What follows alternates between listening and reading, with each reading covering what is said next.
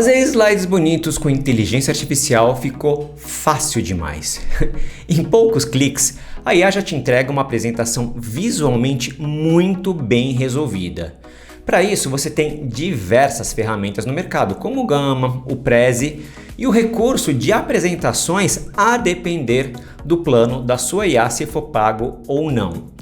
Só que uma apresentação, gente, ela não é uma coleção de telas. A apresentação é raciocínio. Se a sua lógica ela for fraca, o melhor design do mundo só deixa a sua falta de argumentos um pouco mais elegante. E neste vídeo eu vou mostrar o processo completo para estruturar uma apresentação, sim, com auxílio da inteligência artificial, da IA, desde a organização da sua base documental até o ensaio em voz alta, que é muito importante. Mas vamos passar ainda por 4 prompts, cada um aplicado a uma situação diferente, além, claro, de alguns cuidados que fazem a diferença na prática, na hora da entrega. Bem, começando aqui. Primeiro passo, organizar a sua base de dados e aplicar uma regra que, olha gente, salva reuniões. Separar o que do como. Em apresentações executivas, a alta gestão normalmente quer primeiro a estratégia da solução, o que. O detalhe operacional, ou o como, ele sempre deve ficar para uma segunda camada. Obviamente, pronto para ser aprofundado quando e se for necessário. Então, reúna seus relatórios no Gemini Notebook, use um prompt direto, abre aspas. Estabeleça o corpus deste caderno e compartilhe os achados nesta sequência: dado, leitura e implicação. Em segundos, você transforma dados brutos em uma estrutura analítica. E olha, aqui vai uma dica que ela é importante. O que pode compor essa sua base de dados? Vamos lá, planilhas, relatórios e até mensagens de e-mail, porque pensa comigo, se você salva uma sequência de mensagens de e-mail em PDF e sobe isso para o Gemini Notebook, gente, isso vira referência acessível e ajuda a construir o que é mais importante, a tese. A tese é a ideia principal que precisa de aprovação. E aqui está o segredo. Use a IA para te desafiar, não para concordar com você. Pergunte à ferramenta, abre aspas. Com base exclusivamente nestes dados, atue como executivo experiente, rigoroso. Use pensamento crítico para identificar quais contra-argumentos expõem fragilidades na minha tese. Procure falhas lógicas, vieses, lacunas e afirmações que não estejam suficientemente fundamentadas nos dados.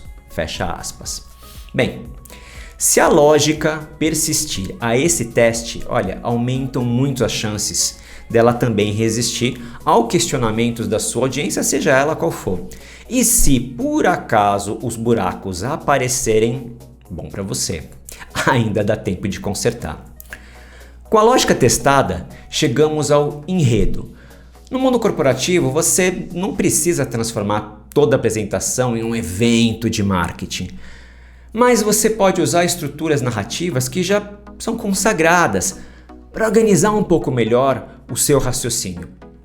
Por exemplo, para mostrar que uma empresa ou um cliente enfrenta uma ameaça clara, vamos dizer assim, você pode usar uma narrativa conhecida como a superação do monstro. Para você defender um projeto que é complexo, com uma sequência de obstáculos até chegar em determinado objetivo, você pode usar uma estrutura conhecida como a busca. E para mostrar uma transição de uma empresa para uma nova realidade, você pode recorrer a uma narrativa conhecida como renascimento, aquilo que no ambiente corporativo a turma gosta de chamar de jornada de transformação. Essas 3 estruturas, elas fazem parte de um modelo maior, proposto pelo autor Christopher Buchan. Isso está no livro 7 Basic Plots, que é de 2004. Booker propõe que muitas das histórias que a gente conta hoje em dia, elas podem ser organizadas a partir de 7 enredos básicos. E a ideia aqui é usar essas estruturas só para organizar a progressão do raciocínio, veja bem.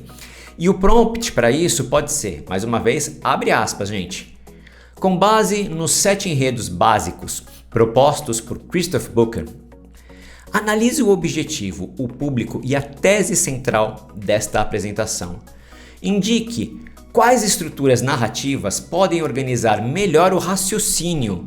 Não crie personagens, metáforas ou elementos que possam soar artificiais em um ambiente corporativo. Para cada estrutura sugerida, explique como ela pode ser aplicada na apresentação e quais são os riscos de enfocar demais nesse enquadramento. A partir disso, você avalia. Olha, eu sinceramente acho que vale a tese. Quando você faz esse tipo de operação, você entrega um modelo narrativo e não apenas uma sequência de slides. Dá para entender? Só que tem o seguinte, o melhor ele ainda está por vir. Existe uma grande diferença entre fundamentação da mensagem-chave, que é vamos dizer assim, a sua base de apoio, são os dados, as pesquisas, os fatos da mensagem-chave. Que é o que a audiência ela precisa guardar na memória. Lembra disso, o erro mais comum no mundo corporativo é tentar colocar tudo na mesma tela. Quando tudo entra no slide como importante, nada é importante. Defina no máximo 3 mensagens-chave para toda a apresentação. E dê para cada sessão única uma ideia dominante. E grava essa dica mais uma vez, apresentação de alto nível não tem parênteses.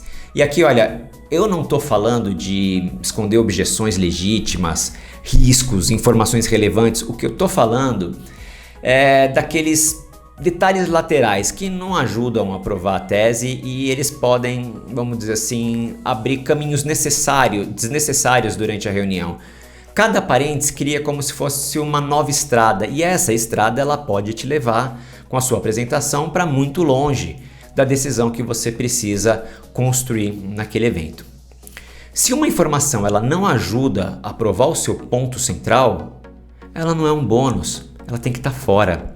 E agora vem a dica de ouro que talvez seja a mais importante daqui. Existe um abismo entre o que você tem na cabeça e o que você consegue explicar em voz alta. E aqui eu vou pegar um exemplo do próprio Steve Jobs, que ficou conhecido não apenas pelo seu domínio do palco nas apresentações da Apple, mas também pela preparação minuciosa que ele fazia antes das apresentações. Ele ensaiava tudo, gente, repetidamente, ajustava o ritmo, as mensagens, os slides, até os detalhes do palco. Aquilo que parecia extremamente espontâneo, na verdade era pura ralação, trabalho duro. Um cara que entende bastante desse assunto também é o Chris Anderson. Ele é autor do livro TED Talks, o guia oficial do TED para falar em público. Essa obra ela mostra como o ensaio ele ajuda a transformar ideias que ainda estão ali meio difusas em apresentações bastante convincentes. Por isso treine em voz alta, treine muito. Se até essa galera de alto nível ensaia exaustivamente, não faz o menor sentido que gente como eu e você improvise na frente da audiência, né? Vamos combinar. E aqui vai mais uma dica. Use a inteligência artificial como seu espelho crítico. Grave um ensaio pelo celular, suba o arquivo no Gemini Notebook. Ele vai te produzir a transcrição inteira da sua apresentação. Aí depois você pega essa transcrição e leva lá no ChatGPT. E aí que começa o escrutínio. Use esse prompt aqui, testa isso, abre aspas. Atue como um avaliador rigoroso de apresentações executivas.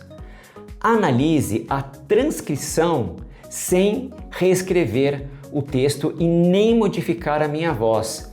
Identifique frases confusas, repetições, transições frágeis, afirmações sem fundamentação, momentos que eu abro parênteses desnecessários e mensagens-chave que perderam a força. Antecipe também as perguntas e objeções que podem surgir por parte da audiência. Para cada problema, indique o trecho, explique o risco e proponha um ajuste no objetivo. Fecha aspas. Legal, né? Olha só a diferença. O Gemini Notebook, ele organiza e transcreve o material. O ChatGPT entra como um interlocutor crítico para testar a clareza da sua apresentação, mas sem piração. A IA é seu apoio, ela não é a sua chefe. Use a inteligência artificial para treinar a sua clareza, mas jamais para substituir a sua presença. E gente, se você chegou até aqui, pelo amor, né? Deixa um like aqui pra gente que ajuda. Até o próximo vídeo.